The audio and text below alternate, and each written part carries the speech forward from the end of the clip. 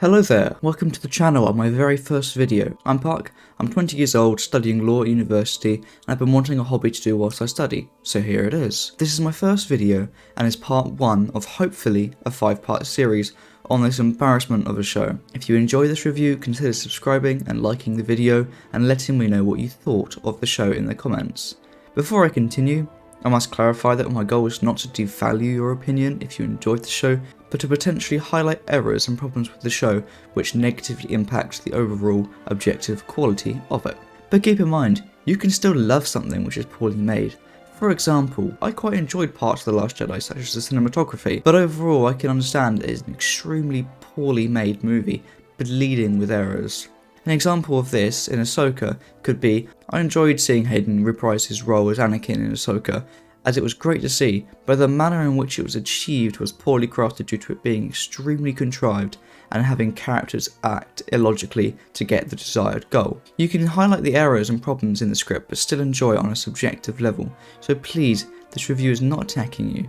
As a community we should demand better from these companies. What if we could still get Anakin to come back in the show, but in a way where it wouldn't be so contrived and poorly made? Yes, that is hard to do, and writing is hard, but that shouldn't mean that we should lower our standards to accommodate the fact that it is hard. Enough of this, let's get into the review. Episode 1 begins with a questionable looking title crawl. What happened to our classic Star Wars title crawls? Please, if you're going to attempt a title crawl, please don't make it look so cheap and tacky. How embarrassing. I know the goal was just to go over some quick exposition, but please do it properly if you're going to try it. I genuinely laughed when I first saw this. So anyway, let's dive into what it actually says. The first sentence informs us that the evil Galactic Empire, in bold, just in case you couldn't tell they were evil, have fallen and a new republic has risen in its place. This is amazing for the galaxy, a new republic to bring together all the planets into one and bring peace across the galaxy. What could go wrong? You think that they'll do everything in their power and capabilities to snuff out any resistance and remnants of the Galactic Empire, right? Furthermore, this kind of implies that there should be a certain other very important character in the series, a little person, you may know them, called Luke Skywalker. Following the destruction of the Galactic Empire, we can assume that Luke Skywalker and Leia would be the two people spearheading the formation of the New Republic. Can you imagine a random person in the galaxy hearing stories of a man called Luke Skywalker walking into an Imperial base alone, handcuffed, without a weapon, and coming out alive with both Darth and the Emperor dead? People would love this man as if he was a god. Even though technically he didn't kill the Emperor or Darth Vader, we seem to be in the unlucky timeline where Darth Vader's heroic final actions have been shrouded and covered up, and his lasting legacy being of pain and suffering. Thanks, Disney. So I'd hope to see Luke Skywalker at least make an appearance, or be mentioned. Same goes with Leia. We are then told that despite there being fragile peace, there are already sinister agents at work who are trying to bring back the once presumed dead Imperial Grand Admiral Thrawn. Thrawn is a Smurf from the Star Wars Rebels show, who supposedly has incredible military tactics, who is always one step ahead of our heroes. Let's see how true this is based on the show's depiction of him. The plan is to bring him out of exile, and he will be the spearhead for bringing back the Galactic Empire from the Imperial remnants and start another war. After the climax of episode 6, we see one of the most powerful weapons in the galaxy be destroyed. How does Thrawn plan to overthrow the new government when the Galactic Empire was beaten by a group of rebels at their most powerful? The next paragraph explains that Ahsoka Tano has captured one of Thrawn's allies and learned of a secret map vital to their plans. We then learn that this prisoner is being transported to the New Republic for trial whilst Ahsoka continues on her quest. From this shoddy looking title crawl, we can understand the basic premise of this show, and in simple terms, the good guys form a new republic, remnants of the bad guys want to reform and fight back with the help of an old powerful admiral, and our heroes want to stop this. Let's see how this plays out. We open to a ship flying past in space, mirroring similar scenes we have seen before. This seems to be a common thing in this show, or more broadly Disney Star Wars. This inherently isn't a problem, but obviously it's here the Star Wars fans to point and go, I remember that, that's from those Star Wars movies, isn't it? This is the thing that Disney commonly do. Take something once great. Hold still. Why'd you help me? Because you asked. Never. Putting it through a blender, crapping it out.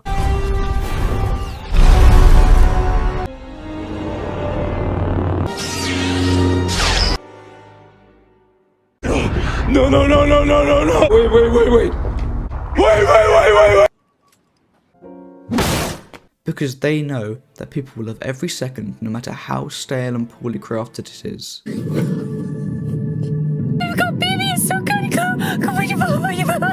How embarrassing.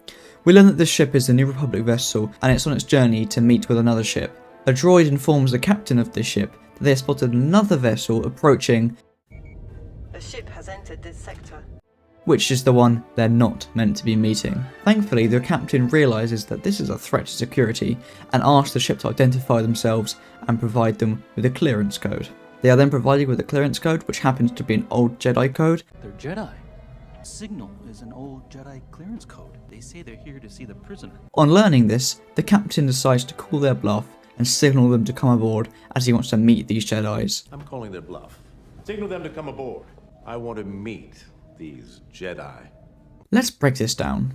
Firstly, we can assume that because we've been told there is a prisoner aboard, and that from the title crawl, Ahsoka's prisoner is being transported, we can assume these are the same person. This means this ship is temporarily acting as a prisoner shuttle. This would logically mean that security would be of utmost importance. This is because, as I'm sure you all know, people like to break out of prisons. So why does this incompetent captain think that he should let an unauthorised personnel on board the ship? You'd hope that on a ship such as this there'd be someone who raises their hand and goes, mate, we probably shouldn't be doing this, but no, they're going to let them on. Secondly, the incoming ship did not identify themselves, and what I mean by this is, yes, they gave them a clearance code, but they did not give them their name, ship number, or anything along those lines. An example in this very show of what you'd expect from someone after asking for identification would be this. Come in, Home 1. This is T6-1974 on approach. Surely this would be the bare minimum that as a captain you should expect after hailing a ship, and would refuse to let them on board until further identification was provided. Having a Jedi clearance code is not sufficient enough for identification, as this does not explain anything about the person's identity. After receiving nothing more from the ship, you'd expect the captain to scan the ship, as this is something you can do in Star Wars. Every part of that ship is scanned for life forms. Until we have confirmed your cargo metal has no life forms, Commander. We have seen ships being scanned for life forms previously in Star Wars, so all the captain has to do is scan the ship and see that there are 2 human life forms on board. One argument you may have was that they were unable to scan life forms aboard the ship due to some magical device that you've invented or has previously been shown. I'm sorry to say this is irrelevant. Even if they could not scan the ship because of such a device existing, this still does not change the fact they should not have let them on board. If anything, not allowing them to scan a ship for life forms would even raise suspicions. Granted, if the captain wasn't stupid, which he is. This further means that depending on the amount of life forms the scan picks up, the captain can decide whether or not to bring a smaller or larger security team to confront the approaching vessel. More on that soon. Thirdly, why would you ever, as a captain, accept an old clearance code as sufficient enough to invite them on board? Jedi would not use an old clearance code to get on board a ship, especially a prisoner ship. They would identify themselves by name and give some sort of updated code. This also brings up the question, what happened to the Jedi Order that Luke Skywalker is said to be building? Are they not active in the galaxy, or even known? If they are, would they not have been given up-to-date clearance codes necessary by the New Republic? Due to the fact that the Boarders did not name themselves and gave an old clearance code, this only points to one logical explanation. They are lying about their intentions and identity. We know that the captain said that he wants to meet these supposed Jedis, however, the Jedi would use an old clearance code as they're irrelevant and should be useless, so I don't understand what this guy was trying to achieve. If anything, this would prompt a proper captain to further contact the ship and ask for more information on them, not invite them on board for a chit-chat. In addition, you did not need to invite them on board to call their bluff. You literally have been using a communication device to talk to them. Why are you not staying at a safe distance and asking them further questions over the same communication system you've been using? However, this is ignored, as this would make sense and would not allow the plot to happen. Furthermore, the captain's motive to call their bluff by meeting them in person on board is very contrived and is only there due to the plot needing it to happen, however stupid it is. So in conclusion, allowing a ship on board despite them not identifying themselves and giving old clearance codes just because you want to call their bluff is extremely irresponsible and begs the question of how bad is this New Republic if this is their captain? Does this scene not frustrate you? If the captain had not been stupid and invited them on board, the story would never have happened. If they had not broken the prisoner out of the ship, she would not have been able to inform Baylan and Shin that Ahsoka has the map, which the whole story evolves around. This is extremely lazy writing and falsely contrived to manufacture an early mandatory fight scene and then the rest of the story. This is the worst! We then follow the captain into the hangar bay and we see a massive security team for a massive cruiser like this, such as 5 lightly armed guards and a good luck charm droid and a fishman. This is the security team for the ship. A prisoner ship of this size. The ship lands and after a drawn out scene of the landing procedures, 2 figures emerge dressed in full black. You could not look any more Sith and evil if you tried. Surely if you were on a mission which you wanted to keep secret from the New Republic, aka rescuing a prisoner, you would want to hide your identity and not make yourself a target. If the New Republic were to find out that they had been attacked by Sith, whose goals were to bring back Grand Admiral Thrawn, they would logically do everything in their power to stop them. Oh sorry, they do find out about this. Do they stop them? Isn't this just another attempt to gain New Republic resources? And that you conveniently use a threat of Thrawn's return to acquire those resources? Oh. Obviously it's not a major issue that they're wearing black Sith robes. However, it would be good in future to see the Jedi or Sith not be extremely obvious and wear extremely obvious clothing, which you could point out from a mile away. I will point out this is an issue that I have with A New Hope. Obi-Wan Kenobi continues to wear his very obvious Jedi robes, despite them being in hiding and wanting to look as civilian as possible. Mind you, that's still better than what Disney did with him.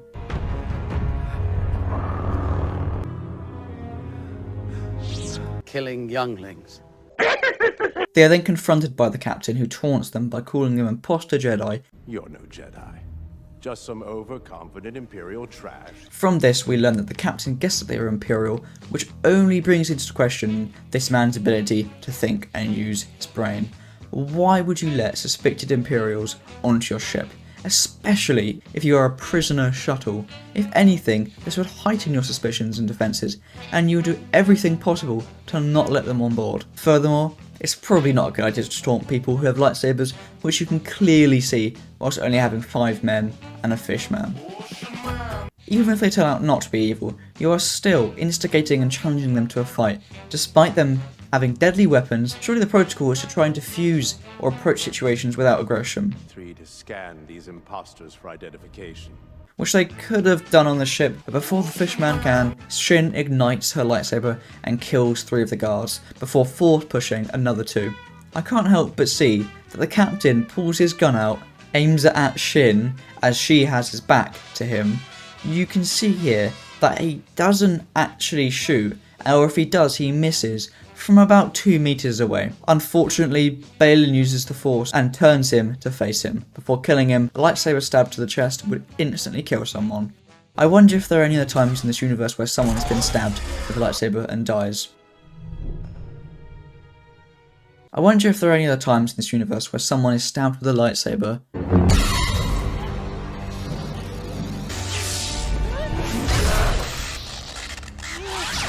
and survives.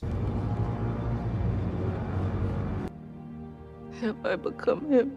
Your aptitude for the Force would fall short of them all. I have to ask, how different would this scene have been, or played out, if there had been more than 6 guards? Let's say perhaps 50 guards. 50 guns aimed at them. They are dead simply. But no, there can only be 6, as that's the maximum that they can warrant 2 people with lightsabers killing without it looking stupid. We then see them split off and head to different sections of the ship. Shin to the bridge and Baylan to the prisoner cell where the prisoner is.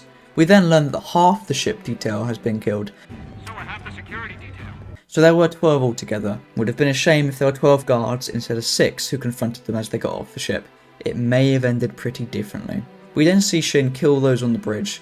I don't have a problem with her killing them, but I do have to ask, are there not any security doors on this ship? the door to the bridge not be locked and extremely secure considering its importance to the ship? We then see that Balin makes his way through the hallway, killing all the security there on the ship. How many times must this show call back to previous Star Wars media and scenes? The answer is a lot. Balin almost looks bored and tired while using the lightsaber, barely even moving the lightsabers to block the lasers, because fortunately for him, the security detail seems to only have laser point accuracy on his chest. This is a good point for me to go on a small rant about the state of armour in Star Wars and fight scenes, not in just this show, but in most of Disney shows, and most of other shows to be honest at this point. Armour in the Star Wars universe seems to be really effective or extremely ineffective at whatever times the writers need it to be. For example, in The Mandalorian, Din Djarin is seen throughout the show being shot many times and the lasers not even penetrating the Beskar armour. However, when the bad guys need to get killed, even though they are wearing Beskar armour, it penetrates them and is literally like paper mache. How are there any stakes when there is no risk to Din Djarin being injured or killed because he's wearing Beskar armour? What's even the point of him taking cover in these shows? The lasers he is hit with don't even do anything. Furthermore, how can we ever be intimidated and scared of the bad guys in these shows? Because A, our main characters are basically invincible, and B, the enemy's armour means absolutely nothing, does not protect them at all. My main issue with armour in Ahsoka is that Sabine only gets shot in areas where she has armour protecting her, despite it barely covering any of her vital organs. My next issue with Disney fight scenes is that there's a problem with choreography, and it's riddled with situations where the enemies with ranged weapons such as guns rush at the heroes in order for them to be killed, despite not needing to. Here are some more clips where if you slow it down, you can see the enemies in the background running to our heroes who are fighting them hand to hand. This is frustrating because it's extremely lazy and shows the lack of skill in directing and writing these fight scenes. As a writer, it is your job to cleverly write these scenes where your characters can use abilities and skills to beat their opponents, because that's far more satisfying to see than watching Grunt number 4 run in closing distance after watching Grunt number 1, 2 and 3 do the exact same thing and get killed. Next time you're watching a fight scene, watch the extras or other characters in the background, and you'll spot this more than you think. Anyway, mini rant over, back to Ahsoka. After dealing with the guards, Balin finds the room with the prisoner in. He then uses the Force to unlock the door. Doesn't this just create problems? It may be insignificant in the story, but overall has major problems spanning all of Star Wars. Surely to be able to use the Force to unlock a door, you'd have to have some basic understanding of the mechanisms that goes into making the lock. And just being able to use the Force and fiddle around with it a little bit is an incredible feat, and incredibly lucky that Balin can just do it. This only then gets worse once the cell door opens, because Balin unlocks the prisoner's handcuffs. I won't repeat myself because I explained my issue of not knowing how the mechanisms work, but it's mighty convenient that he can. Wouldn't it have been funny if throughout the entire show she still had the handcuffs on because she couldn't get them off? We learn that the prisoner is called Lady Morgan, who informs Balin that Ahsoka is looking for the map, or as I'm going to call, the MacGuffin, and that she knows about Thrawn. She knows about Thrawn. Who is this Jedi? Ahsoka Tano.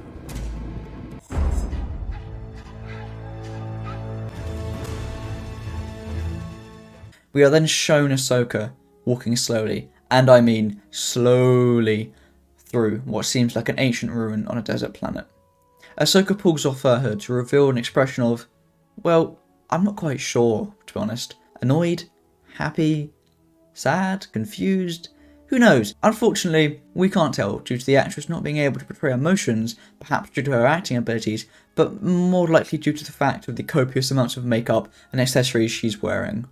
Due to this, from now on I'll be referring to her as Plank, as it's more fitting. Plank cuts a hole in the floor and falls down through into a secret hidden room where she has to complete a puzzle. It sure is lucky that there was not a 100-meter drop down into the room, otherwise the story might have ended rather quickly. We are then shown as she moves puzzle pieces into the right positions with the emotion of a plank of wood, occasionally letting out a fleeting smirk. After moving the third puzzle piece and completing the puzzle, she finds a golden ball, the MacGuffin. Yay.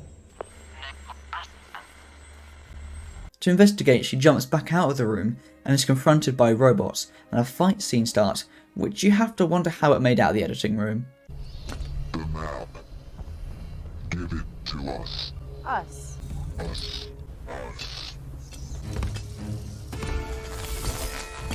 All the robots close in on Plank and she just about drops back down into the room. And what happens next amazes me, as it is a case of the writer just wanting it to look cool, not actually thinking about the problems it causes.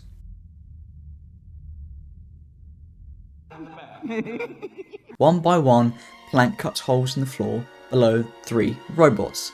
It's incredible that Plank knows exactly where each of them are, and it's lucky that the robots didn't move, as she didn't see where half of them were before falling down into the hole. If you are screaming right now, writing an angry comment arguing that she knew where they were due to the Force, I ask you, would she have not sensed them coming with the Force initially, and would not have been surprised to see the robot there?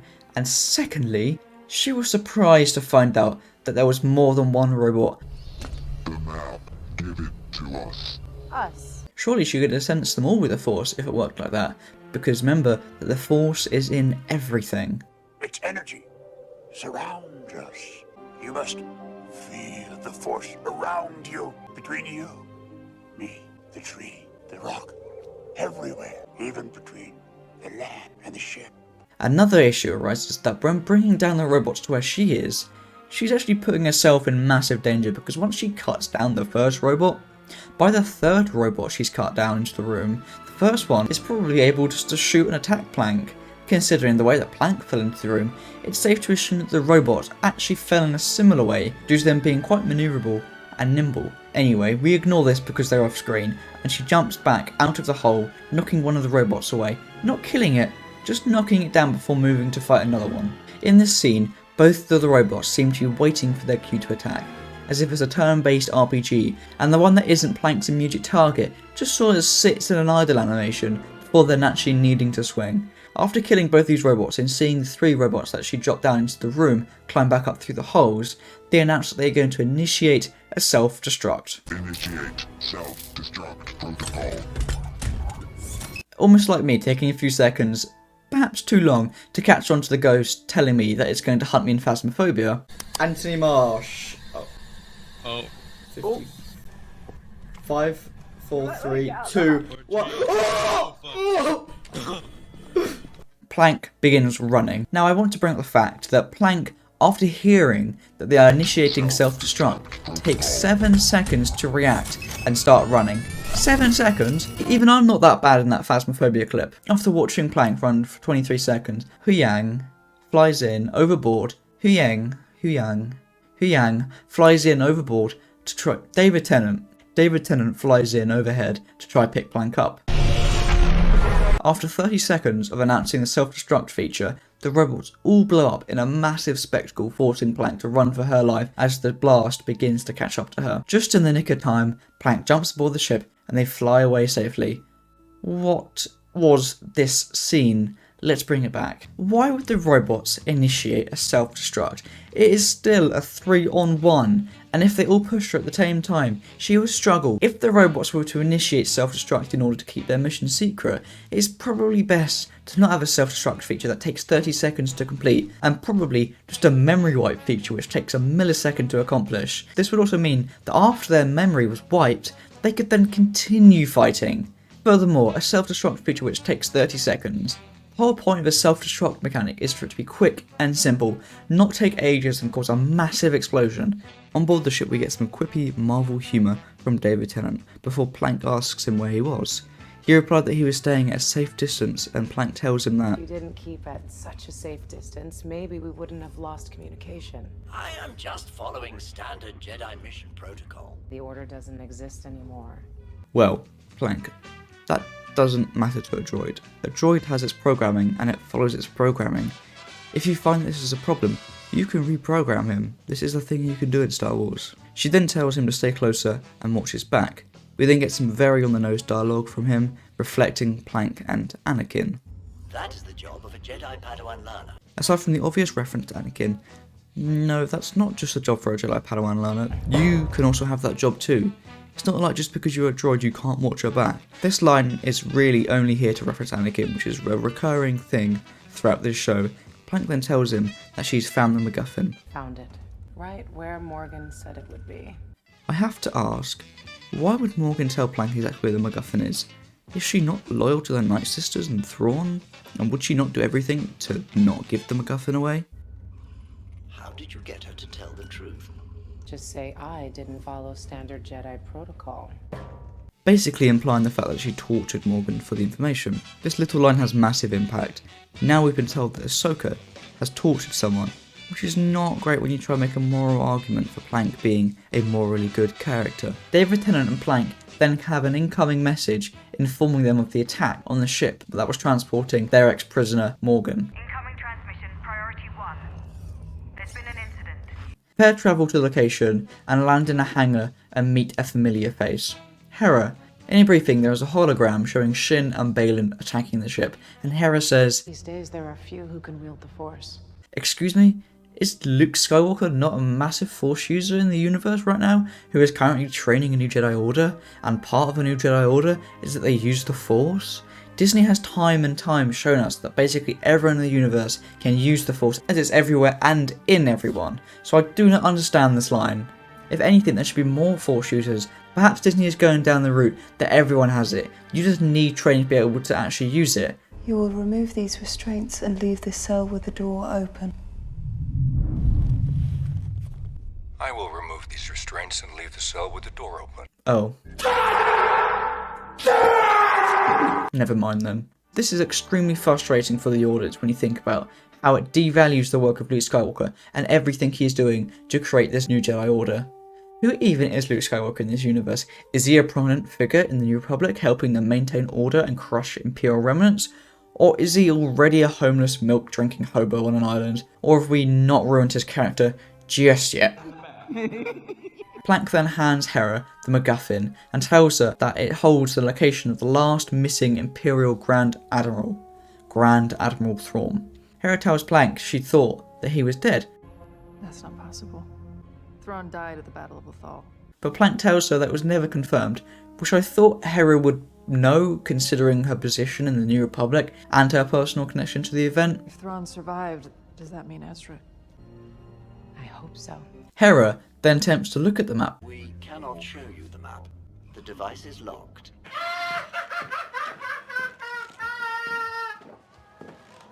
Hera's presence is then requested by the Defense Council for an update on the incident and asks Plank to find Sabine to assist her in searching for the key. Before leaving, Hera hands Plank the map back, and I have to ask, why are you giving it back to Plank? Yes, she is the one who found the map, but would it not be safer in the hands of the New Republic or with Hera herself, as it would be safer? We then cut to a celebration on the planet and discover that on this day, several years ago, The Empire was defeated thanks to the heroic efforts of Commander Ezra Bridger, who sacrificed himself. This monument we dedicate here today stands in recognition of Commander Bridger and the rebel leaders. Commander Sabine Wren. she's not there.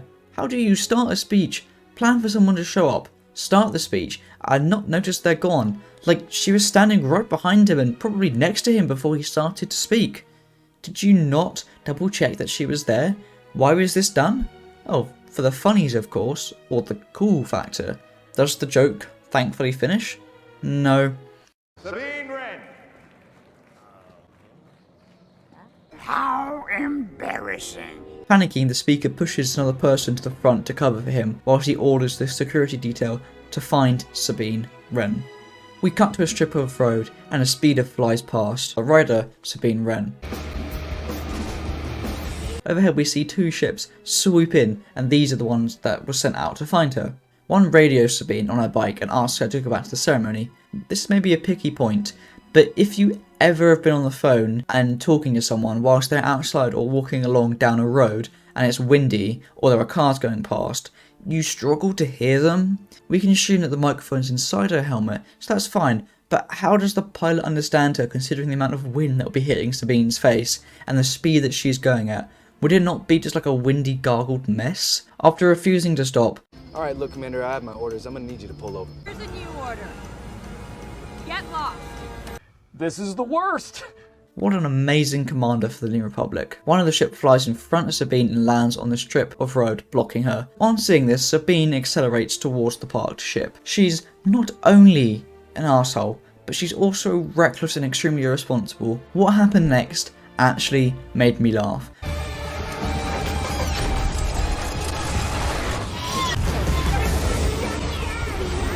Sabine somehow skidded the speeder across the floor, underneath the ship, and out the other side before turning it back on. Do you know what happens if you were to be on a scooter and fall back off a truck going 70 miles per hour and land on a road? You go splat and die. It's safe to say that she should already be dead. The ship, still in the air, comes up alongside her and for some reason just smiles and nods at her and goes away. Excuse me, what? Now is he not following orders and just letting her go? What is the point of orders if no one ever follows them? What suddenly changed his mind? Did he look at this and go, oh wow, she's pretty cool, I better not tell her what to do?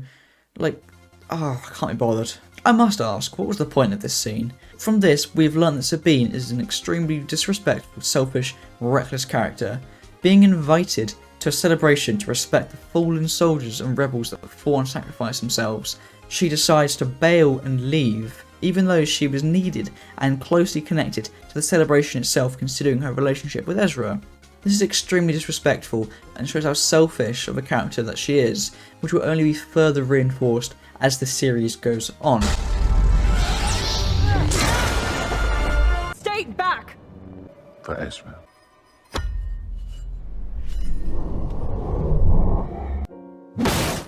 Furthermore, she could have potentially caused the death of the pilot of the ship that landed on the road strip. Let's say, for example, her hoverboard did not just slide across the floor and she actually just hit the ship going at the speed she was going. I'm sorry, but she would have just killed herself and also the pilot. Is this meant to be one of the good guys? Not a great impression for Sabine Wren. We then see Sabine arrive at her residence and is greeted by an admittedly very adorable pet. In the foreground you can see what seems to be Mandalorian armour, which used to be her armour that she would wear in Rebels. We see Sabine pick up a box from under the table next to the armour, which can admit recorded hologram messages. This one is from Ezra. The entire hologram message states the history between the two and what happened at the end of Rebels. As a Jedi, sometimes you have to make the decision no one else can. That's what I did to defeat Thrawn. It is not unreasonable that Sabine would rewatch Ezra's message, however this is really explicit exposition, and we are just being told what happened. This is necessary to understand the story, however this is just lazy, as it is so cheap and an easy way to get vital information over. Could we not have been shown this through flashbacks? The hologram finishes and Sabine looks upset. I may add, perhaps being at the ceremony respecting Ezra's sacrifice would have been nice. After this, we then cut back to the desert planet which Plank had just retrieved the MacGuffin from. Shin and Morgan are teleported there, and a scene overlooking the damage caused by the explosion following the self-destructing stupid droids. Here we are introduced to the Night Sisters of Dathomir. What was this place? An ancient temple built by my ancestors. The Night Sisters of Dathomir. We see Balin tell Morgan and Shin that either Plank has the map or it was vaporized. Either the Jedi has the map or it was vaporized. Morgan, despite not having real concrete evidence, assumes that Plank has the map and orders Balin to send Shin to Lothal. Send this one to the planet Lothal. Shin asks why, and Balin pulls information which he probably shouldn't know, that Plank's apprentice is on Lothal. Ahsoka Tano's former apprentice is on Lothal. You're looking for Sabine Wren. You must then ask, how hard is it for someone to find a person on a planet? Probably very hard, so it's going to take quite a while for her to find Sabine, right? Cutting back to Sabine, we see her having nightmares of Ezra's final message to her. Ezra.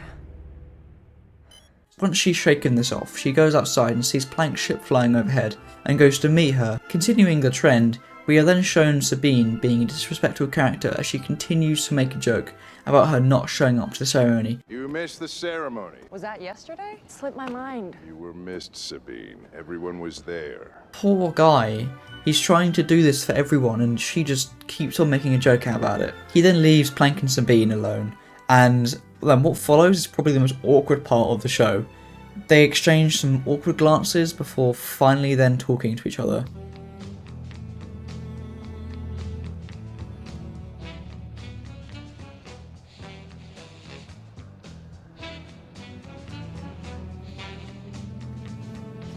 I think I know how to find Ezra. It literally took them like 15 seconds to say a single word to each other. Please, just having slow pacing like this does not mean deep character. Plank and Sabine discuss if Ezra is alive. We then get another mention that Sabine was Plank's apprentice, in case the slow ones to the back didn't quite figure that out. You never made things easy for me, Master. Your aptitude for the Force would fall short of them all. Sabine asks if she can take them out to try to figure out a way to crack it. Can I take this? Where are you going? Somewhere I can think more clearly. I wonder why this is. Although it's not like Plank is going to leave her the map, considering how important it is to her, and also how you wouldn't want to lose it, especially giving it to someone as reckless as Sabine. I'm not sure that's a good idea. Baby, that's what I've been waiting for. That's what it's all about. Why? This isn't just about finding Ezra. It's about preventing another war. You think I don't know that? The map stays here. Okay. Plank then leaves the room to talk to David Tennant while Sabine sits there staring at the map. I sure hope Plank doesn't let her get away with it. David Tennant then tells Plank that due to his convenient ability to scan lightsabers, he can identify who's using them. He tells Plank that one of the lightsabers is used by a Jedi-trained individual, whilst the other lightsaber is one of a kind. The last 500 years, one student who built a saber such as this, Baylan Skoll. The Jedi who disappeared at the end of the Clone Wars. I don't think Order 66 happened. All we've seen from Disney Star Wars is that there are Jedi, or ex-Jedi I should say, literally everywhere. Everyone's an ex-Jedi, everyone's a Jedi in hiding, everyone's got the Force. It's like it didn't even happen. In Order 66, practically all of the Jedi were wiped out. So when these shows come on and basically say, oh, there's this new Jedi we've not told you about, but they actually survived, and here they are in this new show, it just devalues the whole point of Order 66, which was literally the wiping out of the Jedi Order. But now there's Jedi literally everywhere. Plank then makes the correct assumption that he's a master and apprentice. They will be formidable adversaries for you alone. Of course, you may not be alone for much longer. Is it me, or does this all just seem incredibly convenient? The whole idea that Baylan and Shin are trying to be secretive and not let their identity out and their plans, to then be using lightsabers which are so identifiable. If the New Republic found out, they would not only be hunted down, but it would cause major problems for them trying to bring back Thrawn. Would you not get a new lightsaber perhaps, considering how easy it can be to track down a lightsaber? After this, Plank walks back into the room to find Sabine missing. Sabine, you're going to want to hear. Why, Plank? In the first place, you shouldn't have the map. Hera or the New Republic should. So why would you leave it out and with someone who is so desperate to find Ezra and that map being the key to it? Plank, is there anything going on up there? You now have someone with no Force abilities, at least for now, and no real chance in defeating any trained Sith apprentice, which is bound to happen. Isn't this just so contrived, characters being stupid for the sake of the plot to move on?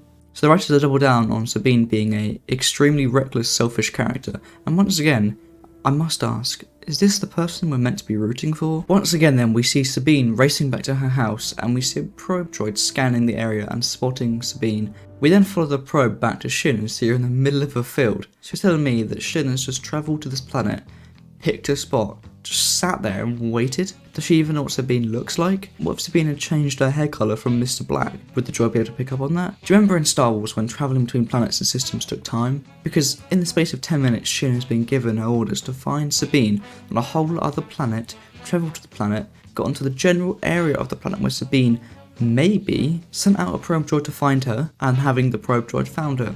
I know some may complain about this point, saying it's perhaps nitpicky, but the characters are just teleporting around. And if you want me to get really nitpicky, I definitely can.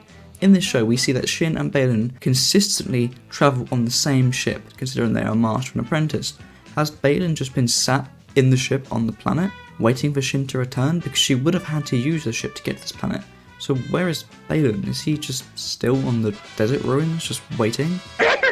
Plank has then seen Skype calling Hera and telling her about how Sabine took the map. She took the map. Off the ship when I explicitly told her not to. Rightfully annoyed and frustrated. Plank, you know where she lives. If not, I'm sure you can find it.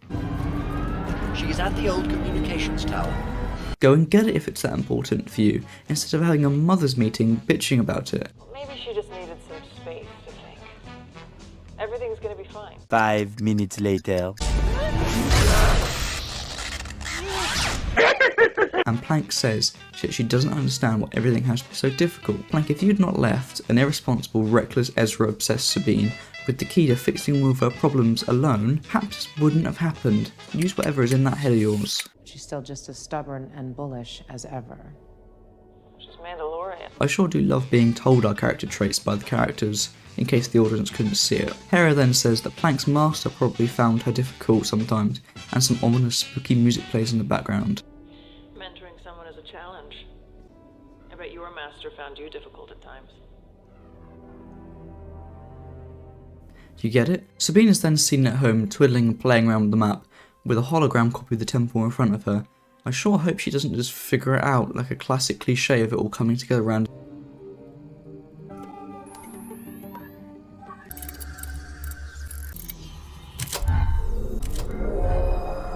Never mind. She basically plays with the map a little bit, looks at a combination, looks back at the map, and just starts turning it.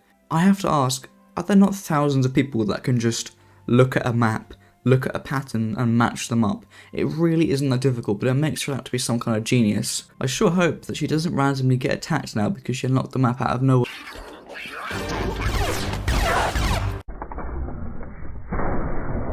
How does a robot that make these noises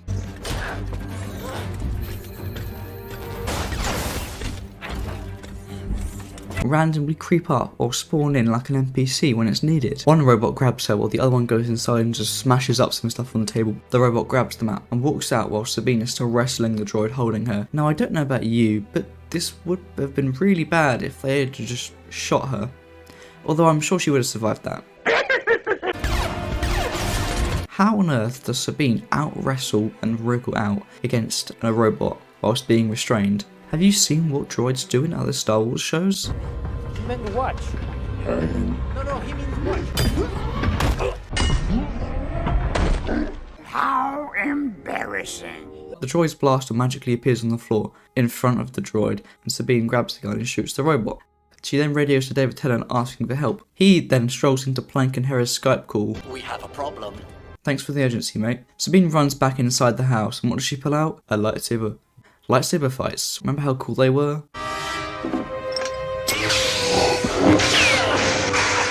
You are unwise to lower your defenses.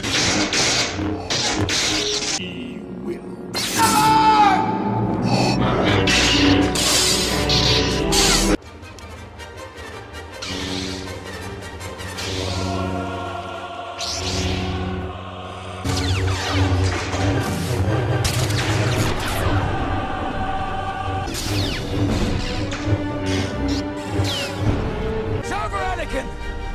I have the high ground!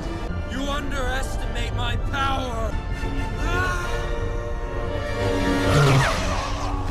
You were my brother, Anakin! I loved you! How do you make someone dislike something inherently cool as a lightsaber? It's actually impressive. After grabbing the lightsaber, she heads down the elevator and out the front door. We've been looking for this. That's too bad. Sabine ignites the lightsaber and both enter a duel. I'm not really someone who knows a lot about choreography, but I can tell that lightsabers are not like baseball bats.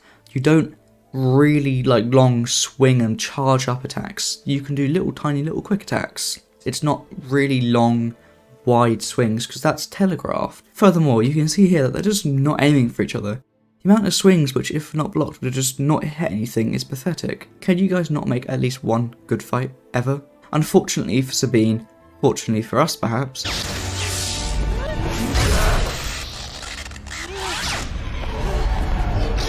that's it guys. Sabine was an amazing character. It's such a shame that she had to leave and die this early. Rest in peace, Sabine. Stabbed and killed with a lightsaber like other great heroes such as Qui-Gon Jinn.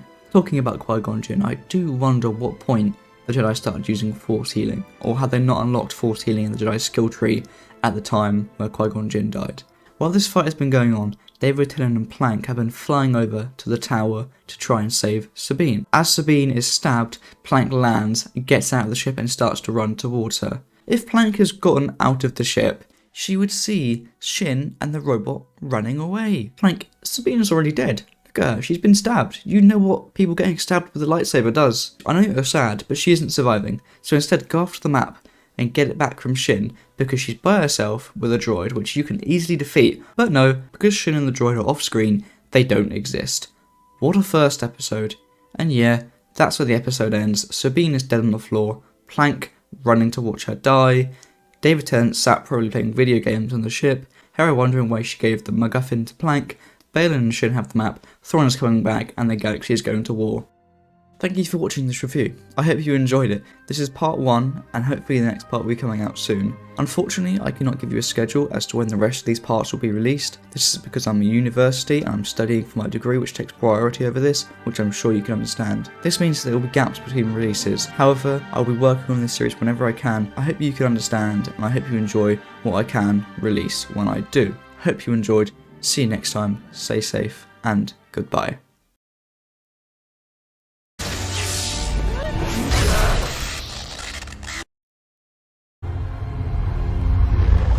Sabine. No, no, no, no, no, no, no! Wait, wait, wait, wait! Wait, wait, wait, wait, wait! As long as you didn't short out its capacitors when you sliced it up.